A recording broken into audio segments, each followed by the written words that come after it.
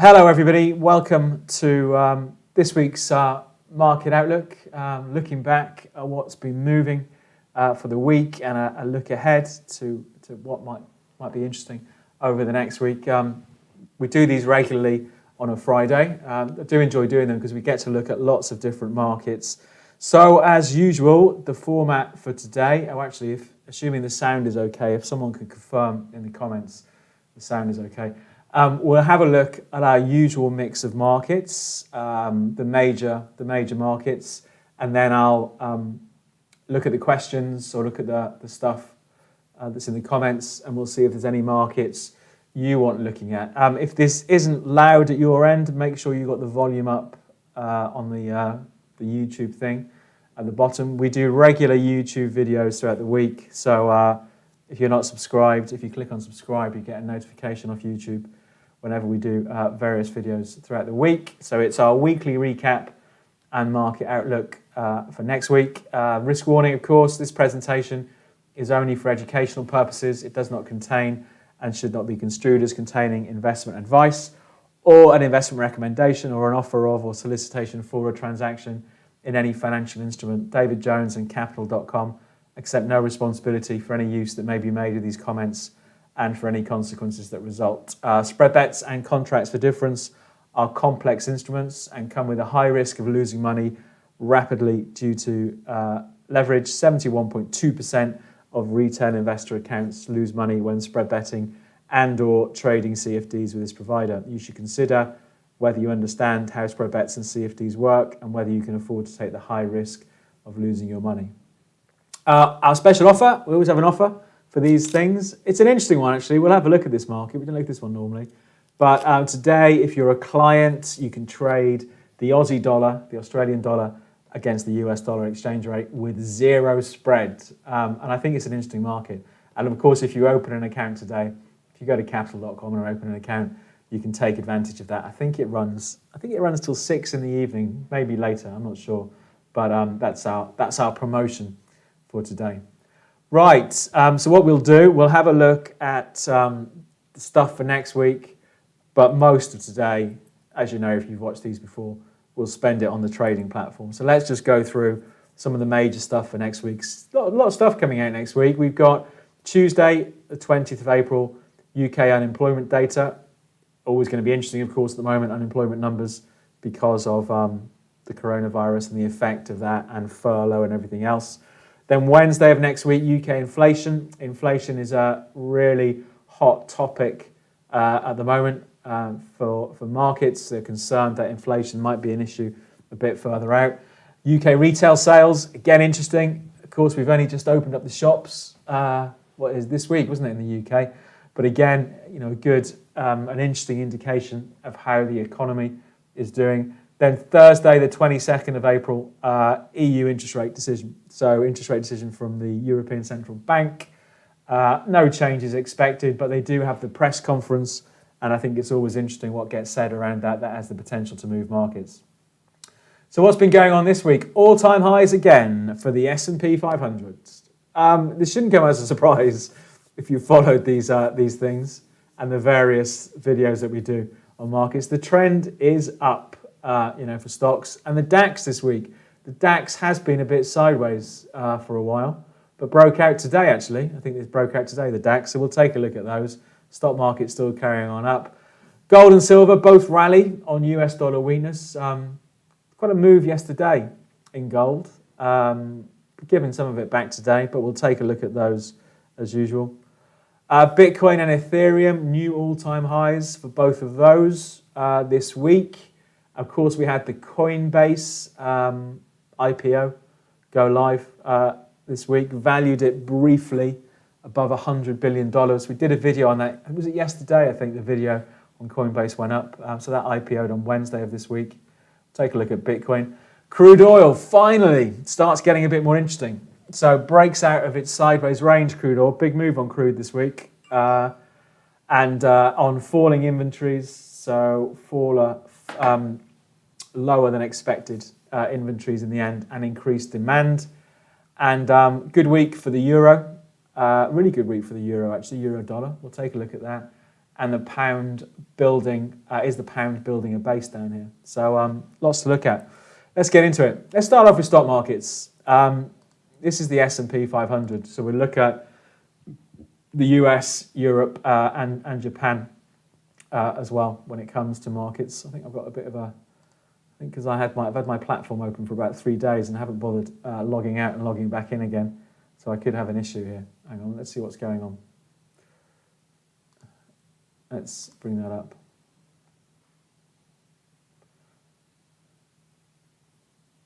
Hang on, are we back in yet? Oh, here we go. It's always the way, isn't it? I really should log out and ahead of these things and remember to do it. But S&P 500 is the market we're going to take a look at. Let's bring that up. So fresh all-time highs on the S&P, even as we speak today. So it's the same old on the S&P really. You know, the lows from last March. The market, as we know, has recovered, started hitting fresh all-time highs during the summer. We had a little sell-off in March, and the market's carried on higher. You know, incredible momentum in stock markets, full stop at the moment. You know, there's an element of cheap money, of course, doesn't do any harm. Low interest rates, the threat of inflation, I suppose, in theory, should be helping stocks. There's also something I think from a year ago I kept hearing about TINA. There is no alternative, so there's nowhere else for money to go. So, you know, great performance on the S&P and the Nasdaq as well. I don't know if the Nasdaq's hit fresh all-time highs. We'll take a look in a second. But still going up. You know, with the latest breakout through 4,000 was right at the beginning of this month. You know, classic breakout trade. Market breaks through levels that had been something of a problem before, and the market's moved almost 5% higher since then.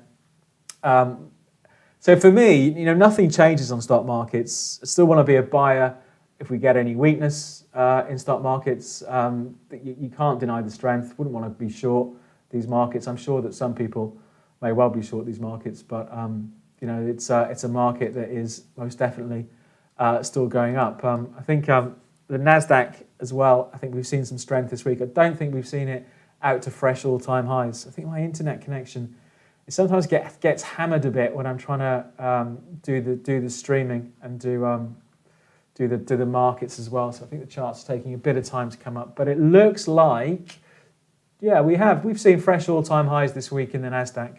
So finally breaking through those highs from middle of Feb. So the middle of Feb highs are about 13.9, and just today it's traded up to 14,075. So we've taken those out.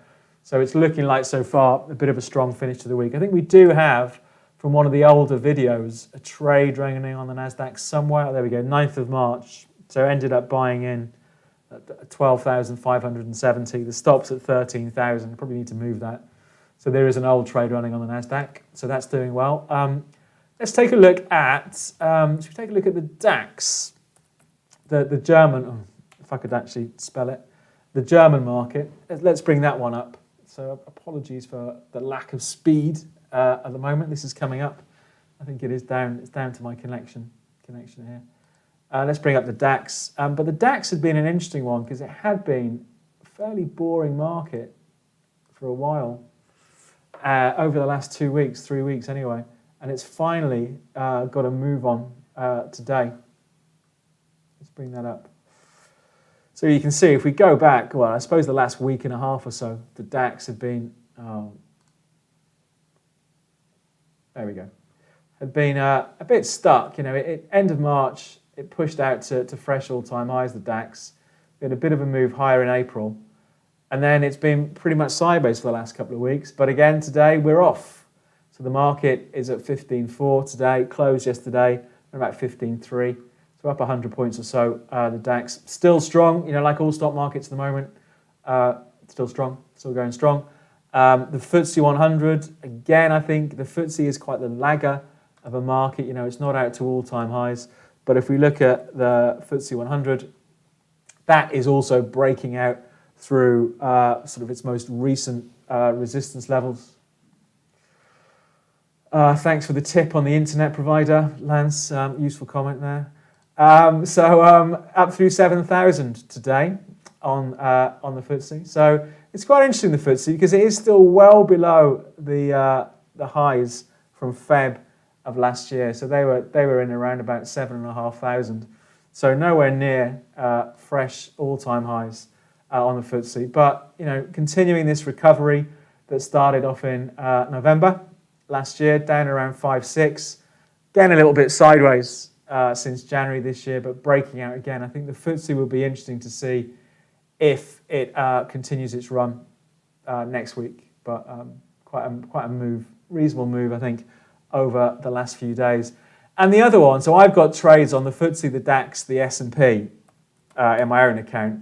But I think in the Nikkei, I think the Nikkei in Japan, I wonder if that'll start to have a bit of a move on next week. It's been another laggard, I think. What do I need to type in? Nikkei.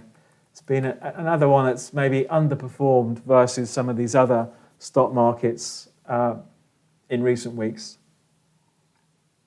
Let's take a look at it. It's up a little bit today, but nothing too dramatic. And you can see that we're just chopping around in the Nikkei so far over the last month or so. It was running really well beginning of the year, but it has stalled a little bit. So nothing too exciting there. But stock markets, I'm having real problems today, aren't I? Stock markets really not doing too badly at all at the moment. I mean, for me in my own trading, the stock markets, the S&P, the DAX and the Ftse are certainly the ones that are delivering the profits at the moment. I do still have this trade running on the Nikkei, but we've been fairly sideways now for the best part of a couple of months. So let's see. Let's see if it gets a bit more strength next week. So let's take a look at what should we look at next? Let's look at oil, because oil, is another one that really woke up this week. I know that the last video I did on oil, I think I bought it in the last video. The trade should be in here somewhere, 6th of April. So I ended up buying at 59.73. And I think there's a comment, I do read all the comments on the videos, and someone said, why are you always buying oil? And I'm always buying it because the trend is up. I am a trend follower. And although I do also think it is, somewhat ridiculous that the price of oil has gone from, well, where should we take it from? November, $34 a barrel, traded almost to $68 a barrel, and it's still going up, But for me, it was a good trade to do. I bought in at 59.73 because we had this old support for oil off the Feb lows, around about 57, that sort of area. And it has broken up this week. I think it's going to be an interesting week in oil next week. I do wonder if perhaps the move on Wednesday of this week was a little bit over-enthusiastic, and perhaps we'll get something of a pullback. So perhaps the interesting thing for oil will be if it pulls back next week, does it hold above the old 57 lows again? But for me, while it's above 55 to 57, the trend in oil is up. So my sort of next target, it's pretty obvious, is a run back to the old highs up at $68 a barrel on oil, perhaps up at those sort of levels. If it can break that, I'd be looking for 70 plus. But, a good move in oil this week after a pretty uneventful month or so for the price of oil. Trading sideways, just banging around, big swings during the day, but just banging around in this range, but finally got a move on. Let's take a look at gold and silver. Gold, I still think gold and silver are fairly boring markets. I know I do say this a lot, but I think, because we are seeing perhaps better trends in other markets, I do struggle to get too excited and find trades in these markets at the moment. I think I do have a silver trade running from a while ago. But here's gold. I think, it's interesting, the move yesterday, and it has continued into today, but for me in gold, we've got conflicting trends. We've got this trend coming in from August 2018 in gold that's coming in around $1,500 an ounce. So the trend is definitely up for gold. The longer term trend for gold is up. But we're still in this correction from these highs in early August. Early August highs, 2,075 fresh all-time highs, and we've just been zigzagging our way lower. So it's quite, we've had a bit of strength this week, But for now, for me at least, it doesn't yet change the bigger picture for gold of us being in this correction. So I'd just be concerned as to how far this can run from here. You know, we've got good support. I think we picked up on this in the last but one video. 1675 support held again in March. So, you know, again, we've got definite support here. If you wanted to be a buyer, I'm quite happy to sit it out and wait for this correction to end at some point in gold. So perhaps we'll see it run a bit higher next week, but I would just be, you know, a little bit worried if it starts pushing up these old highs from Feb 1815, that sort of area, so 1,815, that sort of highs. If it starts to run up to there, do we see the sellers come back in again? So for me, perhaps it's got a bit further to run next week, but I would be expecting the price of gold to turn down. Again, we'll have a look at the US dollar in a minute, and I think that will give us a bit more clarity on that one. And silver, you know, similar sort of moves in silver. You know, we are seeing the likes of gold and silver a little bit higher this week. But again, you know, still, I think still perhaps a little bit too choppy overall. We did have this old trend on silver that had done pretty well. But since August last year, the price of silver has been pretty sideways. You know, we've got good support at 24. I had a little look through it. End of March, traded down briefly through 24, has jumped back up. Oh, my internet really is not very happy today, is it? Jumped back up. So for me, again, we've got a problem area for silver next week, $26.60. These highs from mid-March, $26.60. About 60 cents higher than where we are now. So I think it could have a bit further to run into next week, but it wouldn't surprise me if it started to run out of steam. So, you know, it's been a good couple of days, gold and silver, but I'd be wary of them turning. And the reason why we've seen, you know, one of the things that's contributed to it is the move in the US dollar. So I say this is a market I always watch, the US dollar, the dollar index, DXY. Been weak since March, April last year. Did really well in April on the pandemic and clearly jumped higher. And I just wonder if what we're seeing this year is a turnaround in the US dollar. It's doing this all the time. It likes the chart for about 30 seconds, then it's forcing me to reload the chart. Let's wait for this to come. And what we've seen this week is a sell-off in the dollar. Oh, it's really not happy. I think what I'm going to do, I'm going to log out and go back in again. Let's do that and see if I can iron out some of these slight glitches that we're having today. Talk amongst yourselves for a minute. Okay, hold on.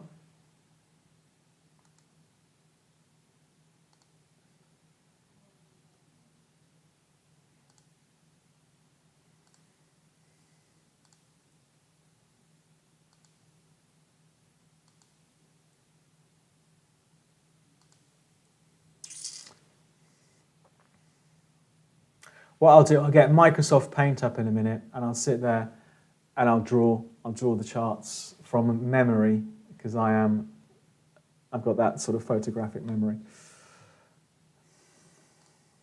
What were we looking at? Dollar index, wasn't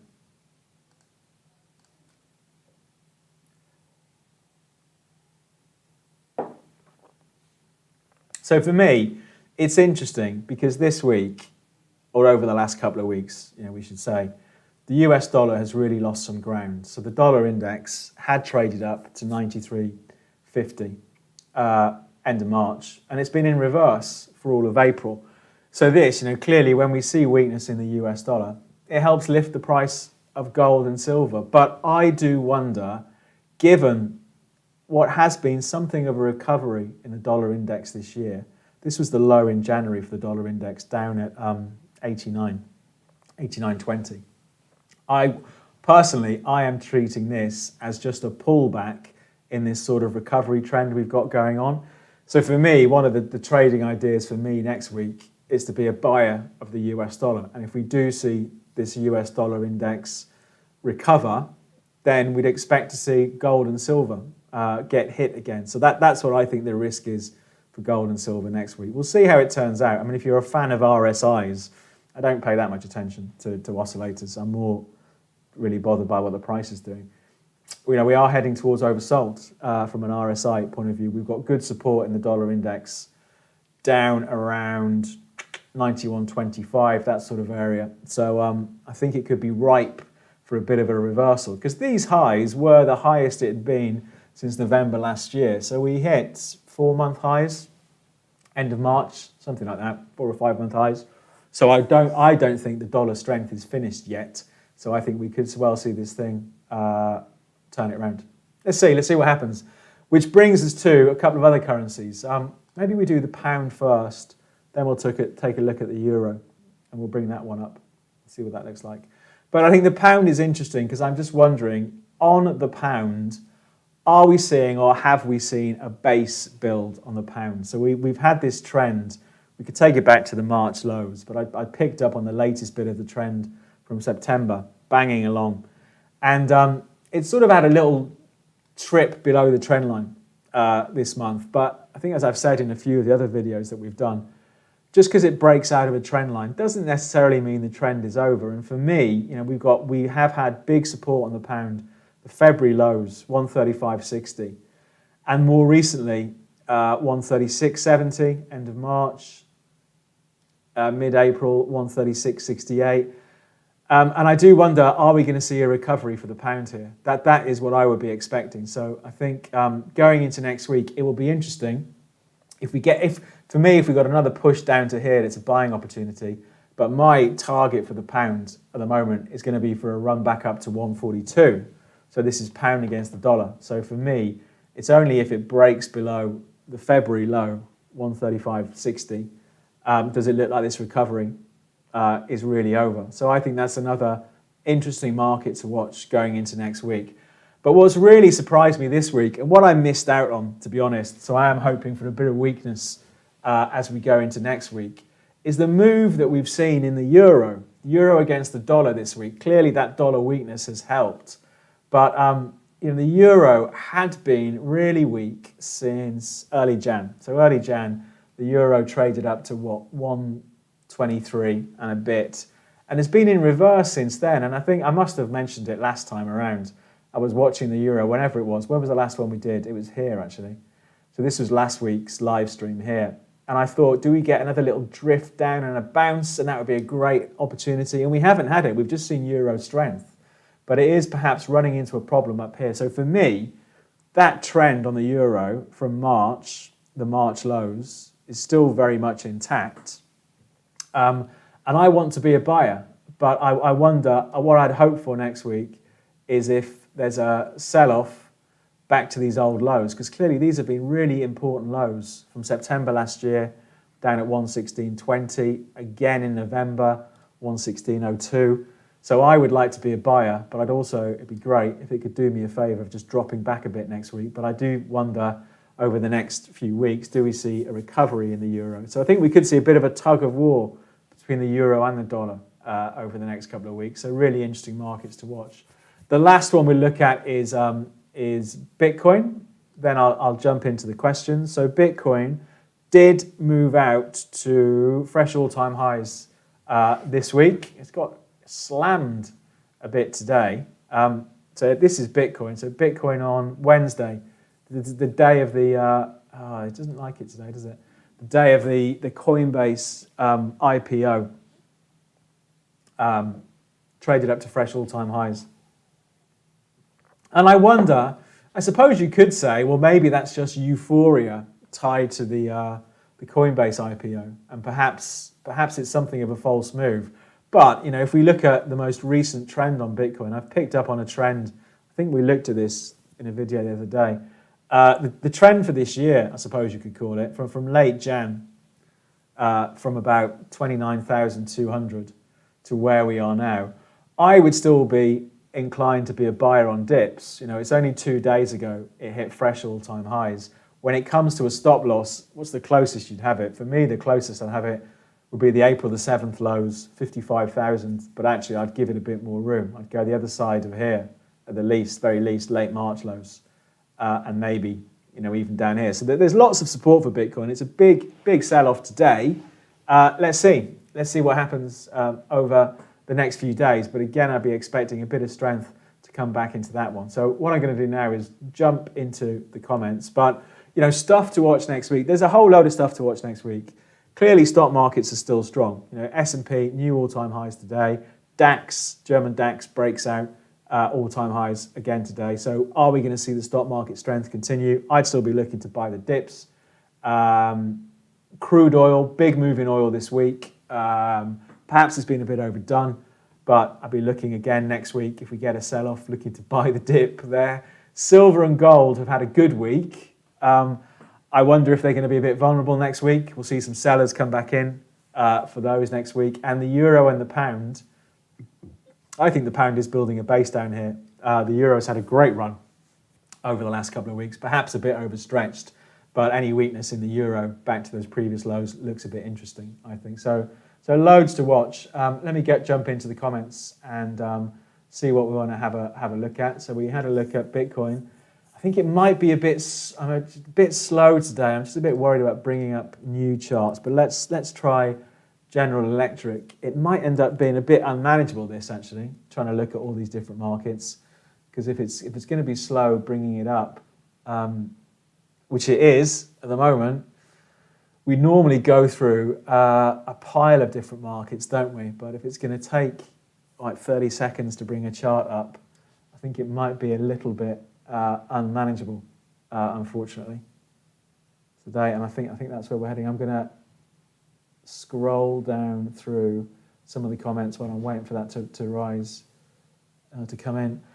Yeah, let's bring up General Electric. I don't think I'm going to go through all these different markets. We'll try another one, but I think because there's clearly something of an issue today. So it'll take like 3 hours, I think, to get through the normal stuff we look at.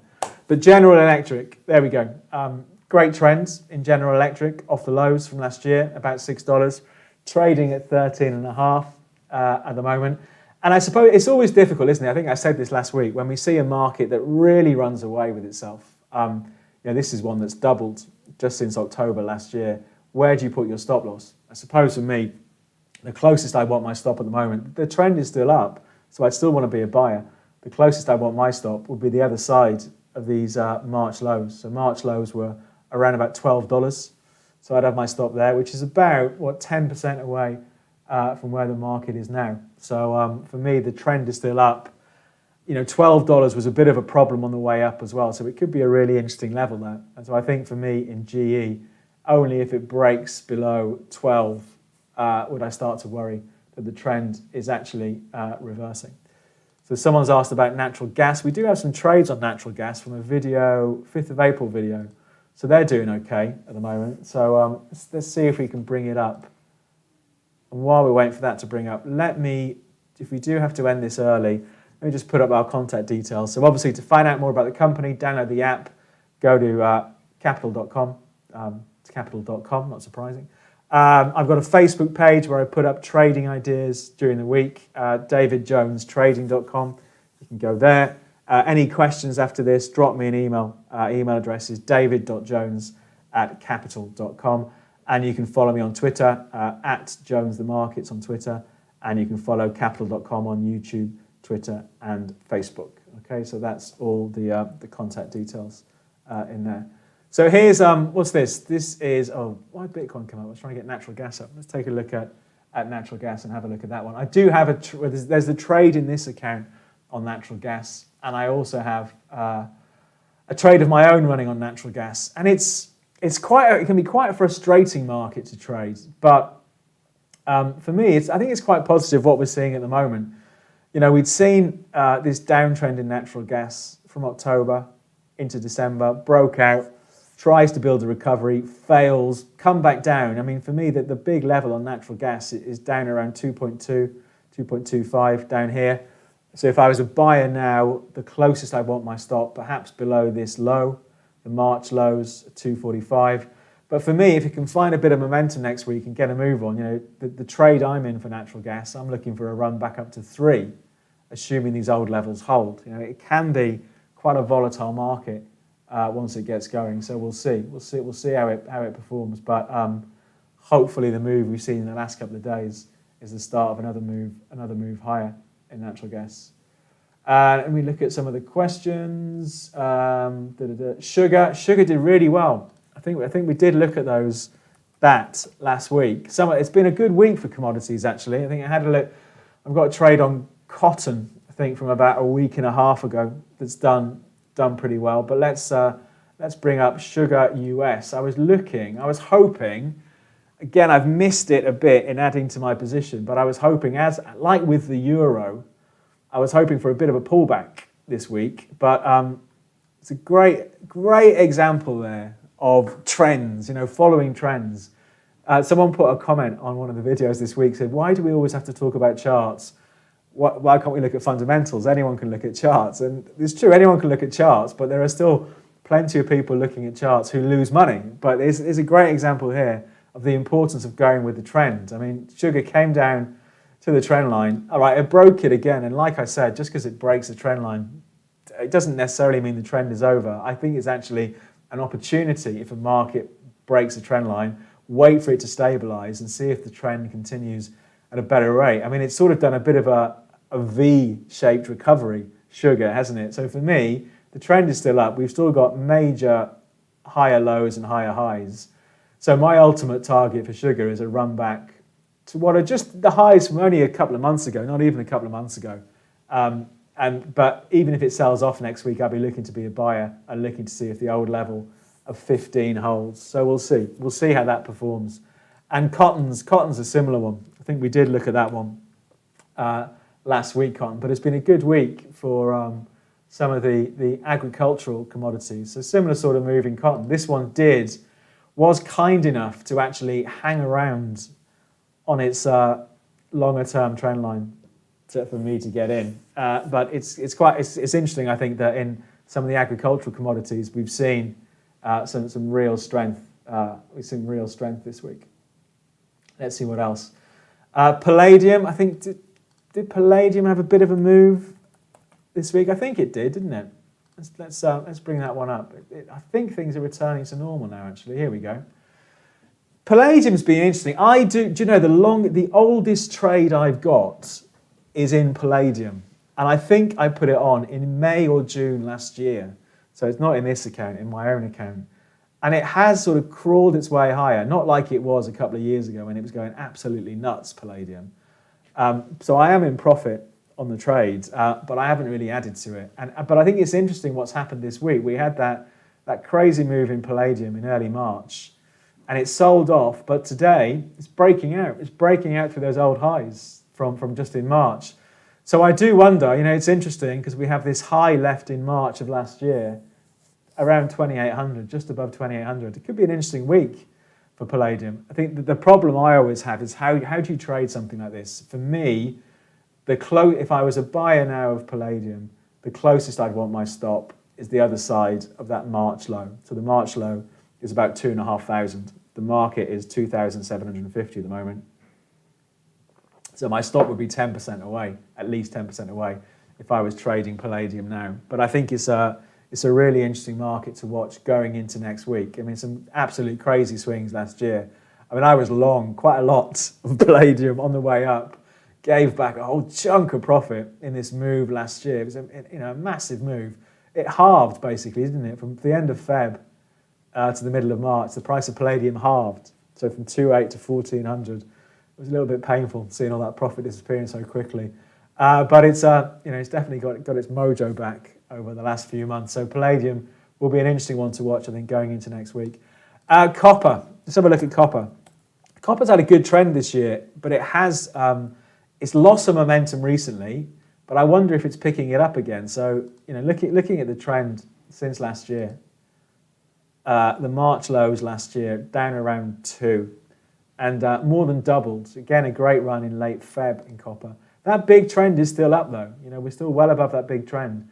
Big move over the last couple of days, giving it up a bit today. So again, for me, even though it's been a bit flat over the last 2 months, the trend for copper is still up. So I'd still be a buyer in copper.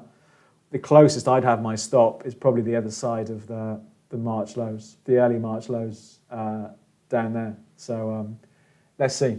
Let's see how that works out. Let me see what else we've got in there. Gold, yeah, we did gold. Coinbase, I mean, there's not a lot happening with Coinbase. We're 3 days in, aren't we, to the Coinbase IPO. So let's take a look at that one. What's that? Doge. Look at that crazy Doji, whatever it is, coin. So we've only got, there you go, we've got 3 days worth of data for Coinbase. The video that we did yesterday, I did say I wonder if $300 ends up being support, but there's not a lot sensible we can do looking at Coinbase when we've only got 3 days worth of data. You know, it traded up to $4.30 a share on the first day of trading. It's $110 below that, so it's almost 30% down off those highs. I suppose if you really wanted to buy Coinbase, based on the very limited information we have in front of us, I'd be thinking about, if I was a buyer now, I'd have my stop perhaps the other side of 300. So I think we need a bit more data. Can you say 5 mistakes people do in financial markets? Take their profits too quickly, let their losses run. So if you look, there was a great study done a few years ago now, looked at millions of trades through a broker, a US broker. On FX, the average profitable trade made $100. The average losing trade lost $200. If you have a strategy where it was something like that, if you have a strategy where your losses are twice the size of your profits, you're never going to make money. People trade against the trend. People see a market that's going up and up and up and sell it, see a market that's going down and down and down and buy it. They trade too big, so they have a $1,000 account and they risk losing $300 or $400 on one trading idea. That's another one. They don't take it seriously. You know, it's hard. The last year, I think, is clearly not normal markets. You know, if you bought anything a year ago, you've probably made money on it, but that's not trading. You know, I think markets will get back to normal, but people don't take it seriously, and they think it, you know, which is fair enough. If you want to be a gambler, then fair enough, but you're probably going to lose money.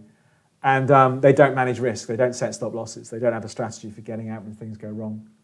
You know, because things do go wrong. Trades, you know, markets like when we saw that move in Palladium last year, you know, or crude oil. You know, if you were shorting crude oil all the way up, and I do know, you know, I hear from a few clients now again. I do know people who are in a horrible position with some of these markets because they're selling it because they think it can't go any higher, and the market carries on going up. You know, if you don't have a strategy for getting out when you're wrong, you lose money. So there we go. There's 5 hot takes.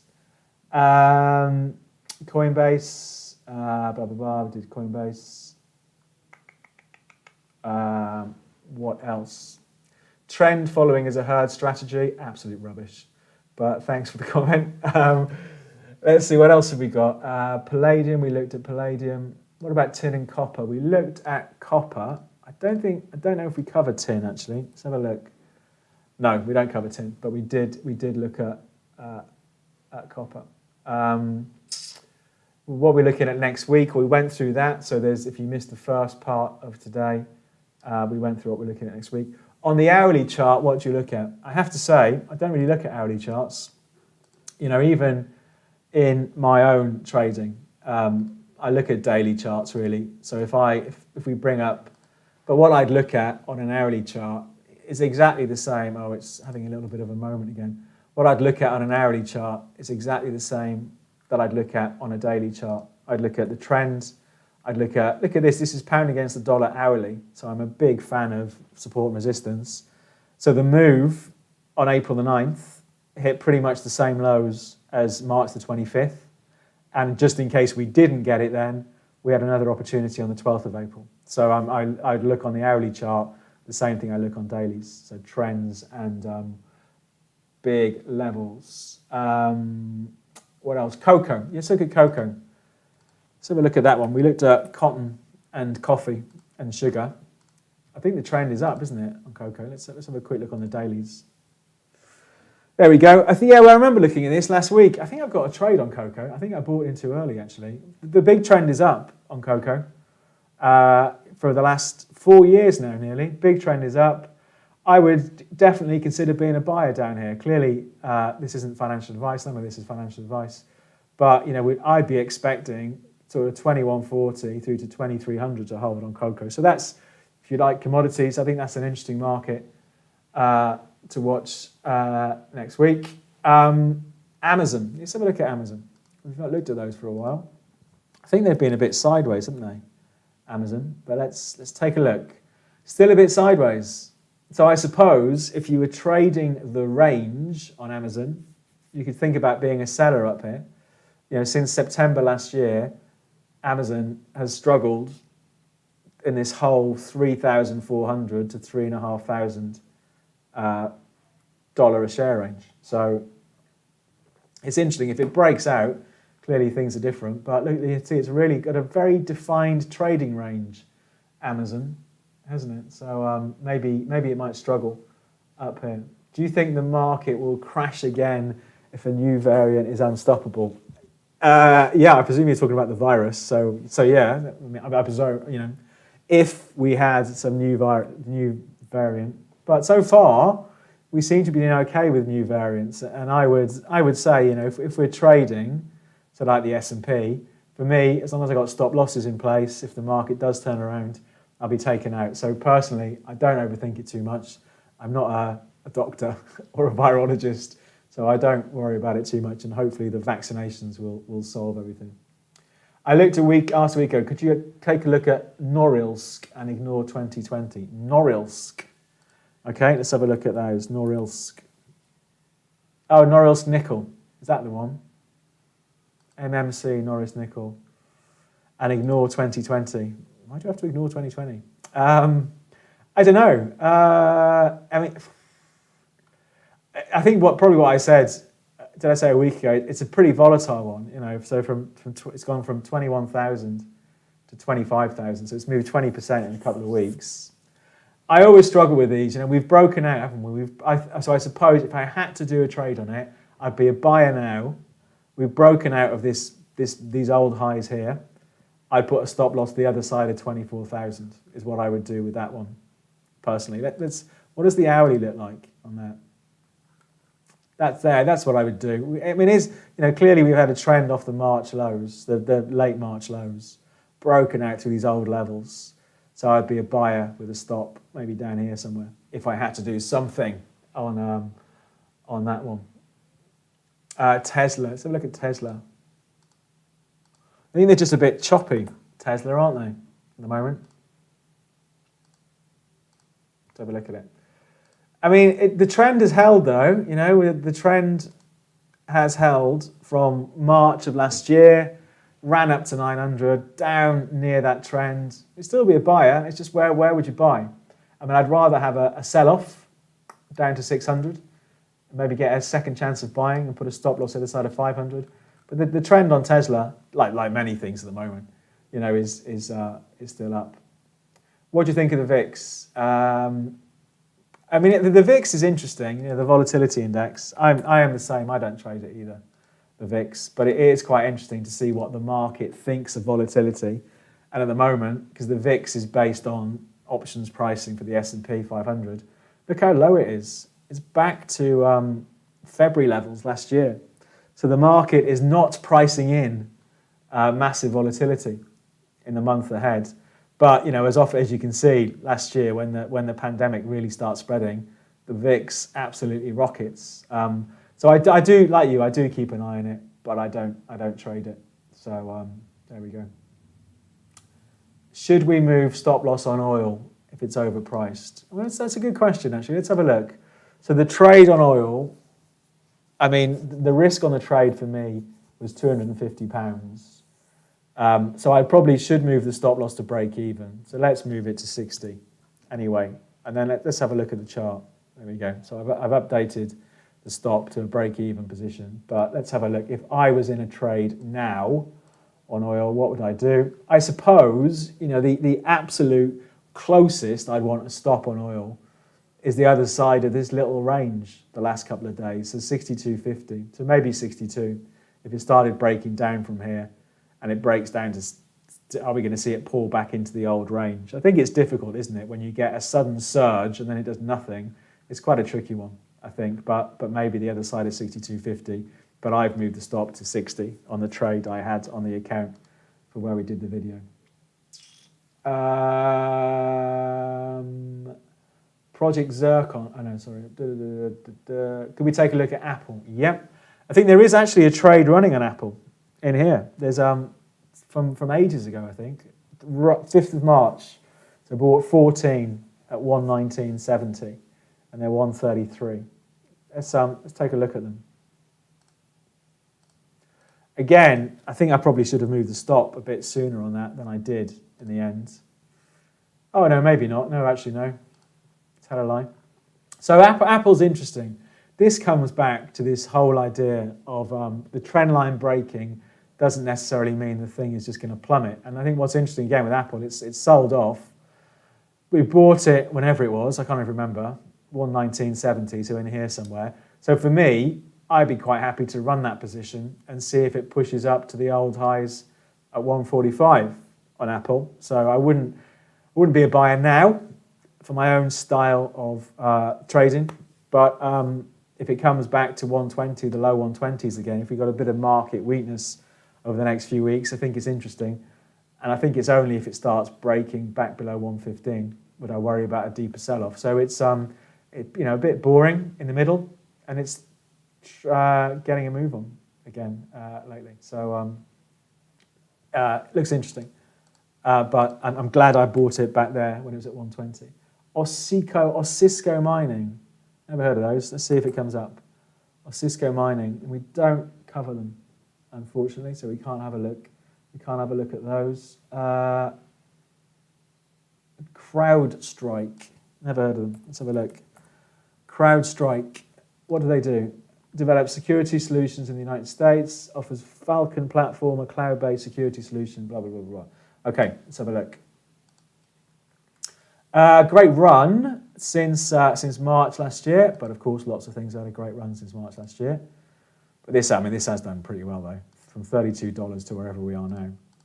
What a chart! So a push up to 240, market sells off, comes back to the trend line. So we should have bought it down here about 180. It's currently 211. The trend is up though, isn't it? So again, what would you do if you really wanted to buy them? I could buy them now with a stop the other side of these lows, 168 lows, something like that. If they sold off, it'd be interesting to see if it holds at 180. But the trend is up, like with so much stuff at the moment. I mean, a brilliant run from $34 to above 240. But that trend is still up. So for me, it's only if it starts breaking below, let's call it 160. Does it look like the trend has run out of steam? I don't think I keep seeing, is it Doji coin? I never even know what it's called, but I did see it was up a bucket load again today. Doji USD, Dodge, whatever it is, absolute nutcase market. I mean, what do? You can't do sensible analysis on markets like this, I don't think. But maybe that's because I'm a very old person. A market that has gone from, where was it? What's the time now? It's 20 past 3 now. So if we go to 20 past 3 yesterday, or 3 o'clock yesterday, it's gone from 0.12 to 0.32. So it's up nearly 200%, isn't it? What do? I think with these crazy markets, you just jump on it and maybe hope for the best. That seems to be how most people trade crypto. Jump on it and hope that Elon Musk mentions it in a tweet. I think it's really hard to apply anything sensible to that. Clearly it's strong, a great run. If we were looking at this like any other market, I've had to take it down to a 5-minute chart. The trend over the last 24 hours is clearly up. There we go, look at that. So if I was a buyer now at 0.32, I would have my stop loss probably the other side of 0.25, that sort of area. So there we go. That's what I think on that one. But I don't have any Doji coin, and if you do, good luck. You're hopefully doing pretty well out of it. Right, Verizon. So the US consumer. I can't even get my words out. Communications company. Let's go back to a daily chart. Oh, it's a bit ugly, isn't it? That is a pretty choppy, I think, is the words for that one. So What would you do? I don't even know. I'd probably be tempted to buy it, but I think we'd need to go down to the hourly charts. So I think it's quite interesting. It's really gappy, isn't it? It's quite interesting that it had been in a trend off these lows down here. We gapped lower on the 7th of April. I'm guessing results or something like that, some sort of announcement. It's interesting that we're always trying to fill the gap now at 58. If I was a buyer now, I'd put my stop loss underneath the low from the 13th of April, which is only down at 57 actually. So it's interesting. You know, we could have a stop loss down here somewhere if it does start to fill that gap and pushes back to 59.50. I don't think that it's that exciting from a medium-term point of view because it's just chop, isn't it? Sideways choppy. But yeah, I suppose it could be tempting to be a buyer and see if it pushes back up to 59.5 from there. So let's see. What is that yellow line and what is it for? Fair question, Alejandro. Apologies for my terrible pronunciation. That's an RSI, so it's a relative strength index. So it tries to show if the market's overbought up here, is it oversold down here. If you go to our YouTube channel on Capital.com and you look at videos, there should be a video on the RSI. You might have to scroll back or search for it, but search for RSI or search for relative strength index on our YouTube channel. And I think I did a video explainer on that, but it's really trying to show if the market's gone up a bit too far, should it sell off? Has it gone down too far? Should it bounce? So it's a technical indicator. It's not right all the time, but that's what it is. So thanks for the question. Any plans to start a Discord server? I've got no idea what a Discord server is, so no, I've got no plans to do that. PayPal, let's have a look at PayPal. Okay, let's have a look at PayPal. Here we go. I remember these. I remember the trend. There we go. Great little setup again in PayPal. Look at that. Lovely little setup. Sells off from the highs in February down to 220. Holds above these old lows. Has another little look again in late March. And here we are at 270. Really should have bought those back then. I don't think I did do a trade on those, did I? No. Should have done a trade on those. Great one. That one. So for me, the trend is up. The only question is, okay, if you buy it up here, where does your stop go? Mine would go the other side of 220 at the moment, maybe a bit too far away. But interesting if we see a bit of market weakness. But a nice little trend. Nice little trend there. Square is the payment thing?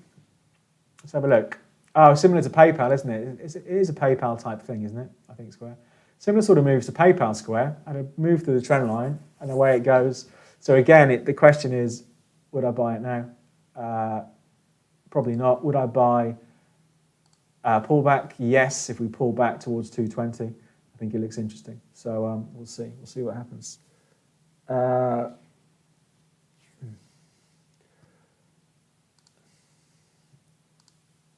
Do you think platinum will get a move on? It's interesting, platinum, isn't it? I do have a trade in platinum, and I did notice it sort of got a little bit of a move on, but you're right, it's not like it was back in February, is it? So for me, again, the trend is up in platinum. The trend off the March lows is up. You know, it's pushed out to multi-year highs in February, back up to where it was 2014. The only question is, if I was a buyer now, the obvious place for a stop, the closest I'd want my stop in platinum, the other side of 1100. So down below the March lows, and maybe even wider, down below this trend line, the other side of 1000. So I still think it's positive platinum, but you're right, it's just got a bit boring, hasn't it? But I've still got my open position in platinum to see if it gets a move on. Copper, we did look at copper. I think we did have a look at copper, and it's just gone a bit boring. So if you go back and see the recording, we did have a look at that. But we'll wrap things up there, I think. Sorry about the technical problems today. It did sort itself out as we went through the day. Lots to watch, clearly, next week. Just these stocks, because they are still strong. I'm sure the S&P today, a little bit choppy since we started. We started about here, sold off, and it's come back up, but still strong. I think currencies are interesting because of what we're seeing with the US dollar. So plenty to watch next week. We'll do our normal video on Monday. I'm not quite sure what it's going to be yet. We do 3 pre-recorded videos throughout the week, so we'll do that. Like I say, to find out more about the company, go to Capital.com.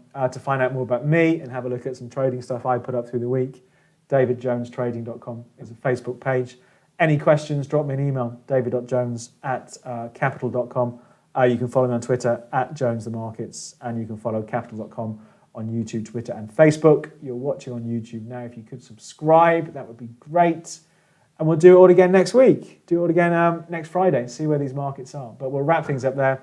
Thanks for coming along. I do enjoy doing these, looking at all these different markets, and enjoy your weekend.